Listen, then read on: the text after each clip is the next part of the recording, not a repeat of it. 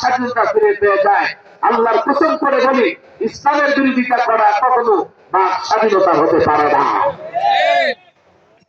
এই প্রজন্মের মাদ্রাসার ছাত্রদের আমি বলি, দেখো, এক একটা ফিতনাকে ফিতনা জেনে মোকাবেলা করতে হবে। আবেগের জায়গা থেকে মোকাবেলা করে এই গভীর ফিতনা দূর করতে পারবা না। আমাদের রাজনীতিবিদদের মধ্যে এমন অনেক আছে, এমপি মন্ত্রী হয়ে গেলে সে মনে করে ইসলাম সে বুঝে গেছে, ইসলামের একটা নিজের মতো করে ব্যাখ্যা দিতে থাকে। আবার বলে কি, দেখেন না ইসলামে একটা সুযোগ আছে কিনা।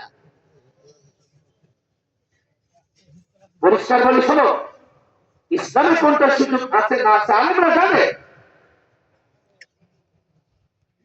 এই ষড়যন্ত্র চক্রান্ত সুশীল সমাজ বুদ্ধিজীবীদের মধ্যে যতটা না কাজ করতেছে, আমাদের রাজনীতিবিদদের মাথায় তার চেয়ে বেশি কাজ করতেছে, যেটা আমাদের জন্য আগামী বাংলাদেশে বড় ধরনের চ্যালেঞ্জ হতে পারে। কেন? যারা ক্ষমতায় থাকবে তারা দ্বীন ইসলামকে একভাবে ব্যাখ্যা করার চেষ্টা করবে, তাদের বুদ্ধিজীবীরা একভাবে দ্বীন ইসলামকে ব্যাখ্যা করার চেষ্টা করবে। তাদের কেউ বলবে যে আমরা শরিয়া আইন বিশ্বাস করি না, আবার তাদের কেউ ফজল পাগলা হয়ে যা খুশি তা বলবে। আবার যদি কেউ ঘাড় ধরে তো আদালতে গিয়ে নিঃশর্ত ক্ষমা চাইবে। আবার কাউকে দেখা যায় নিজের মতো করে ইসলামের ব্যাখ্যা করে, ইসলামী সংগঠনের নাম দিয়া মন্দিরে গিয়া মূর্তি পূজার শুভেচ্ছা জানায়। কাউকে দেখা যায় এমন এমন শব্দ ব্যবহার করে, ঈসা, মুসা, মুহাম্মদ, যিশু সব এক করে ফেলে। কেউ বা এমন দেখা যায় তার মতে সব ধর্মের আচার অনুষ্ঠানই ভালো। এক একটা ইসলামের বিকৃতি, কোরআনের বিকৃতি। রাজনীতিবিদদের যারা এই ফিতনা হবে, এই ফিতনা মোকাবেলায় আমাদেরকে সঠিক পথে অগ্রসর হতে হবে। আমি তো পরিষ্কার বলে যাই, বিবারিয়া রত্ননবোধ মাদ্রাসায় 16 বছর টর্চার হয়েছে সত্য কথা বলার কারণে। হতে পারে আগামীতে আমাদের উপর টর্চার হবে যদি আমরা সত্য উচ্চারণ করি,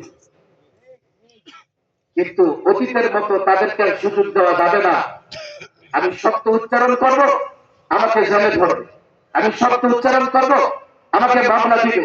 আমি সত্য উচ্চারণ করব, আমাকে রিমান্ডে রাখবে। এই সুযোগ আর জুলাই আগস্টের বিপ্লবের পরে কোন রাজনৈতিক শক্তিকে দেওয়া যাবে না।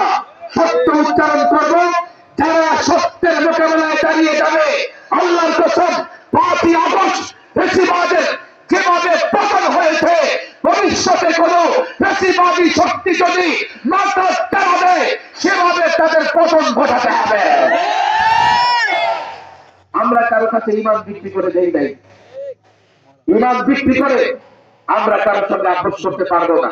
তোমরা সতর্ক হও, রাজনীতি করে করো।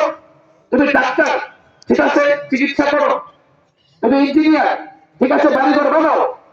তুমি উকিল, ব্যারিস্টার, আদালতে মামলা মোকদ্দমা লড়াই করো, যাও। কিন্তু ইসলামের কোন ব্যাখ্যা যদি দিতে হয়, আলেম থেকে দিতে হবে।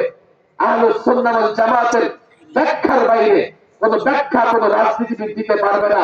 সে যত বড় চেয়ারে বসুক না কেন, যত বড় ক্ষমতার অধিকারী হোক না কেন, কোরআন সুন্নাহর বিকৃতি, কোরআন সুন্নাহর বিকৃতি করার অধিকার তাকে দেওয়া যাবে না। সামনের সময় আরো কঠিন আসতে পারে। আর আমাদের ছাত্রদের বলে দেয়, দেখো আরো কঠিন সময় আসতে পারে। ফিতনায়ে ইলহাদ, এই সিন্দিক আর নাস্তিকতার ফিতনা যে কোনো